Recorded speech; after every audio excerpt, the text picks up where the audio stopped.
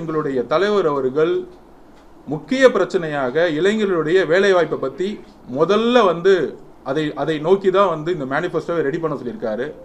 So பெண்களுடைய பாதுகாப்பு, இளைஞர்களுடைய வேலைவாய்ப்பு. தமிழ்நாட்டில் காலேஜ் முடிச்சுட்டு வந்த ஒரே வருஷத்தில் இளைஞர்களுக்கு வேலைவாய்ப்பு கிடைக்கிறது தான் தமிழக வெற்றி கழகத்தினுடைய குறிக்கோள், எங்களுடைய தலைவருடைய குறிக்கோள். கண்டிப்பாக அதை நிறைவேற்றுவார். அது தேர்தல் அறிக்கையில் தலைவர் வெளியிடுவார்.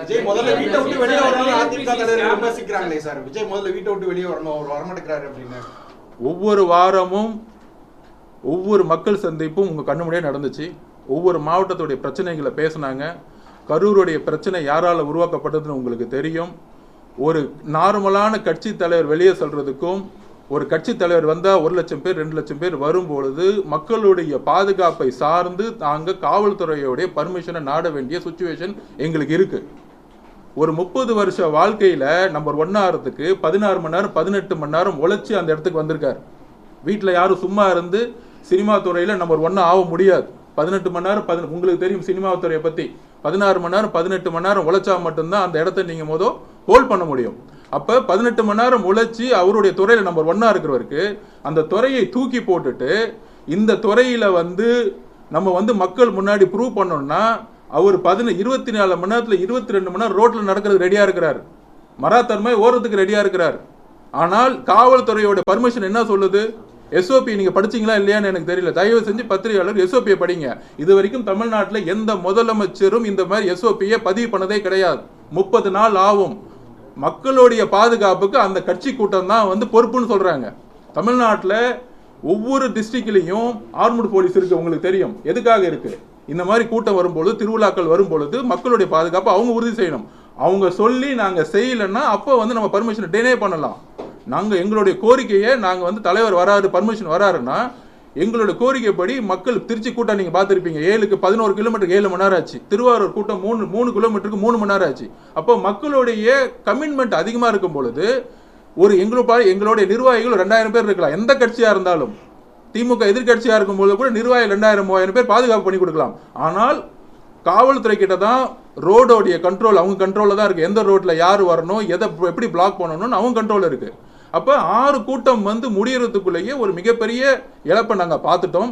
அந்த இழப்பு எங்களுக்கு நடக்கக்கூடாமல் இருக்கணும்னு, இன்னும் நடக்கக்கூடாது இருக்குங்கிற தலைவருடைய மிகப்பெரிய எங்களுக்கு ஒரு மிகப்பெரிய ஒரு மக்களுடைய பாதுகாப்பு நோக்கி நாங்கள் போயிட்டு இருக்கோம். அப்போ ஒரு தலைவருடைய வருகை பிரச்சாரம்ங்கிறது முழுக்க காவல்துறையோடைய சப்போர்ட்டோட தான் நாங்கள் நடத்த முடியும். அவர் வீட்டில் உட்காந்துட்டு என்ன பண்ண போறாரு? அடுத்த 30 வருஷத்துக்கு என்னுடைய வாழ்க்கை, 40 வருஷத்துக்கு நான் சாவர வரைக்கும் அரசியல் சொல்லிட்டு வந்துட்டாரு. மலேசியாவிலே பார்த்துருப்பீங்க. அப்போ எங்களுடைய பர்மிஷன் நாங்கள் கேட்குறோம்.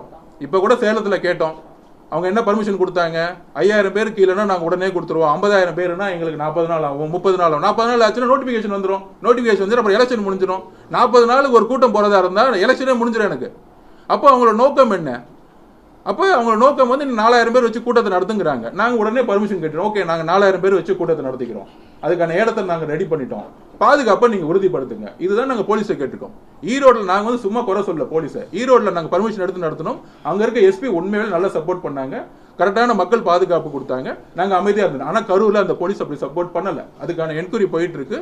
கண்டிப்பாக சேலத்திலையும் போலீஸ் பாதுகாப்பு கண்டிப்பாக கொடுக்கும் பொழுது ஒவ்வொரு நாளும் அவர் ரோடு ஃபுல்லாகவே நடக்கிறதுக்கு ரெடி. ஆனால் மக்களுடைய பாதுகாப்பு காவல்துறை தான். நாங்கள் பர்மிஷன் இப்போ கூட 10 சிட்டிக்கு நாங்கள் பர்மிஷன் கேட்டு இன்னையிலேருந்து கொடுக்க ஆரம்பிச்சிருக்கோம். காவல்துறை அனுமதி கிடைச்ச உடனே அவருடைய விசிட் ஒவ்வொரு நாளும் இருக்கணுங்கிறதா மக்களுடைய எதிர்பார்ப்பு, தலைவருடைய எதிர்பார்ப்பு. விஜய் அவர்களுடைய பேச்சில் இதுவரைக்கும் குற்றச்சாட்டுகள் இருந்தது. ஆனா ஒரு சொல்யூஷன் கிடையாது. நான் இதை பண்ணணும் அப்படிங்கிற ஒரு சொல்யூஷன் கிடையாது. சொல்யூஷன் சோசியல் மீடியா விமர்சனத்துக்கு தான் பதில் சொல்றாரு. இது ஒரு வீட்டை விட்டு வெளியே வராத விமர்சனத்துக்கு பதில் சொல்றாரு. அவர் 10 நிமிஷம் பேசுறாரு சொன்னதுக்கெல்லாம் பதில் சொல்றாரு. தவிர அரசு எந்த இடத்துல எங்க பிரச்சனை இருக்குதுன்ற அடிப்படை பிரச்சனைகளை பத்தி சொல்லல. சென்னை நகரத்துல பாத்தீங்கன்னா தினம் ஒரு நாளுக்கு ஒரு போராட்டம் நடந்தது.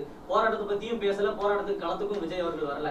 இப்படி அவர் இந்த சோசியல் மீடியா கண்டென்ட் இந்த ஹெட்லைன் ஸ்பீச்சா தான் இருக்குது. என்னைக்கு தமிழக அரசியல் களத்துல மக்களுக்கு தாக்கத்தை ஏற்படுத்தக்கூடிய ஒரு ஸ்பீச்சா இருக்க போது, என்னைக்கு களத்துக்கு வர போறாரு? அவருடைய ஸ்பீச் தாக்கத்தை ஏற்படுத்தலன்னா காலையில இருந்து நைட் வரைக்கும் ஏன் லைவ் போடுறீங்க? அதாவது ஒரே ஒரு நிமிஷம் புரிஞ்சுக்காங்க. அது உங்களுடைய விமர்சனம்ங்கிறது உங்களுடைய பார்வை. நீங்களும் திமுகவோட சோசியல் மீடியா பார்த்துட்டு கொஸ்டின் கேட்கக்கூடாது. அவருடைய பேச்சு வந்து தாக்கம் ஏற்படுத்தலைன்னா 5 கோடி பேர் எப்படி டிவியில் பார்ப்பாங்க? இல்லைன்னா நீங்கள் மித்த எந்த தலைவர்களை வந்து காலையிலேருந்து நைட் வரைக்கும் 10 மணி நேரம் 12 மணி நேரம் நீங்கள் லைவ் டெலிகாஸ்ட் பண்ணுறீங்க? பீப்புளோட என்கேஜ்மெண்ட் இல்லாமல் நீங்கள் லைவ் டெலிகாஸ்ட் பண்ண முடியுமா? நீங்கள் தான் கூட வரீங்களே சரி, ஃபுல்லாக வரீங்களே எங்களோட காலையில் 10 மணிலேருந்து நைட்டு 12 மணி வரைக்கும் பக்கத்தில் வேனில் நீங்கள் உங்கள் முகம் தானே தெரியுது.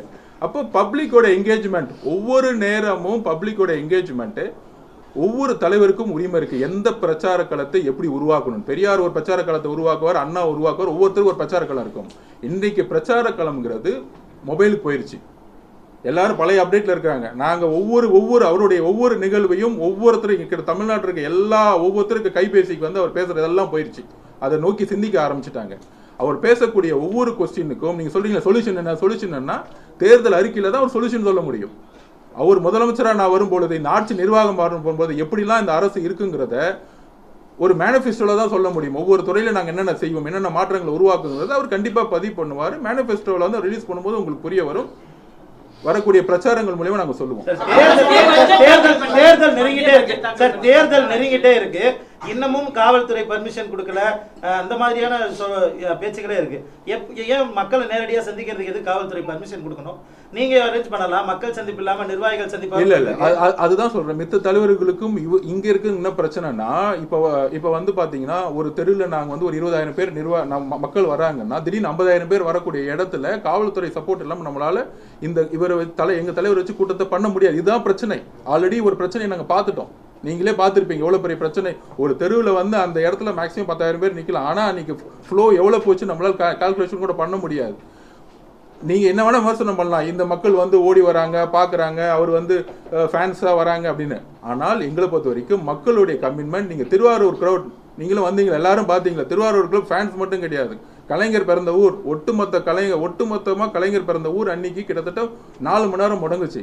அப்ப மக்களுடைய கமிட்மெண்ட் இருக்க இடத்துல மக்களுக்கான பாதுகாப்போட தான் வந்து எங்களுடைய தலைவர் செல்ல முடியும். இது ஒரு பேஸ். இதுதான் நாங்க பதிவு பண்ணிட்டே இருக்கோம். இப்ப பர்மிஷன் வந்து சேலத்துல கொடுத்துட்டாங்க. அதுலயும் நாங்க சொல்லியிருக்கிறோம், மக்களுக்கு வந்து எல்லா மக்களுக்கும் அழைப்பு கிடையாது, தேர்ந்தெடுக்கப்பட்ட மக்கள் மட்டும்தான் நம்ம வந்து பதிவு பண்ண போறோம். ஏன்னா அதுதான் காவல்துறை வந்து கண்டிஷனே போட்டிருக்கு. இவ்வளவு பேர் தான் வரணும், 4,500 பேர் தான் வரணும், அதுக்கு மேல வந்தா நாங்க வந்து பர்மிஷன் 30 நாள் ஆக்கணும்னா நாங்க எப்படி பாண்டிச்சேரியில் லிமிட் பண்ணமோ காவல்துறையோடைய கோரிக்கையும் அதுக்கப்புறம் வந்து இன்னைக்கியோடைய அரசியல் சுச்சுவேஷனுக்காகவும் அவர் வந்து எல்லா டிஸ்ட்ரிக்ட் விசிட் பண்றதுக்காக நாங்க வந்து பர்மிஷன் வாங்கியிருக்கோம். ஒவ்வொரு வாரமும் நாங்க பர்மிஷன் வாங்கி அவர் விசிட் நாங்க வந்து முதல் திமுக பேச்சுவார்த்தை பண்ண சொல்லுங்க. என்ன பார்த்து கஷ்டி கேட்டிருக்கீங்க? காங்கிரஸோடைய கிரீஷ் சார் வந்து 2 மாசமா வெயிட் பண்ணிட்டு இருக்காரு. அறிவாலயத்துக்கு வெளியே பேச்சுவார்த்தை நடத்துங்கன்னு. எப்போ பார்த்தாலும் 2 கட்சிக்கு வந்து ரொம்ப என்ன சொல்றது, நாங்கள் வந்து செக்குலரிசம் ஃபோர்ஸு, அதுக்கப்புறம் வேற என்ன சொல்லுவாங்க, உருட்டுவாங்களே என்னென்னமோ இந்தியா கூட்டணி, மத சார்பற்ற கூட்டணி, திடீர்னு அப்பப்போ ஒரு போராட்டம் பண்ணிக்கிட்டு மேலே நின்றுட்டு இருப்பாங்க. ஆனால் அங்கேருந்து காங்கிரஸ் தலைமை வந்து பேச்சுவார்த்தை குழு அனுப்புவாங்க. ஆனால் அறிவாலயத்துக்கு வெளியே நிற்க வச்சுட்டு அவங்க பாட்டி நின்று பேசிக்கிட்டே இருப்பாங்க. இவங்க கேட்டை திறக்கவே மாட்டாங்க. கூட்டணியில இருக்கிறாங்க, அங்க பேசிட்டோம், அதுக்கப்புறம் நாங்க பேசிட்டோம். தலைவர் 234 தொகுதியிலையும் மனுவை வாங்க சொல்லிட்டாரு. எங்களுடைய பிரச்சாரத்தை நாங்க உருவாக்கிட்டோம். உங்களுக்கு தெரியும், 1 மணி நேரத்திலேயே 10,000 அப்ளிகேஷன்ஸ் வந்து ஃபுல் ஆகி ஆன்லைன்ல போட்டுட்டோம். யாரும் வந்து ஆபீஸ் வராதீங்கன்னு சொல்லிட்டோம். இது வரைக்கும் எந்த கட்சிக்கும் இந்த மனுவை வாங்குறதுக்கு, இப்ப எலெக்ஷன் நிக்கிறதுக்கான மனுவை வாங்குறதுக்கு இது வரைக்கும் இந்த மாதிரி நடந்ததுல நீங்களே பார்த்திருப்பீங்க. நாங்க ரொம்ப உறுதியா இருக்கும். 234 தொகுதியிலும் நாங்கள் தனியாக நின்றே வெல்ல முடியும். நட்பு சக்திகள் வந்தால் நாங்கள் வரவேற்பு மட்டும்தான் சொல்றோம்.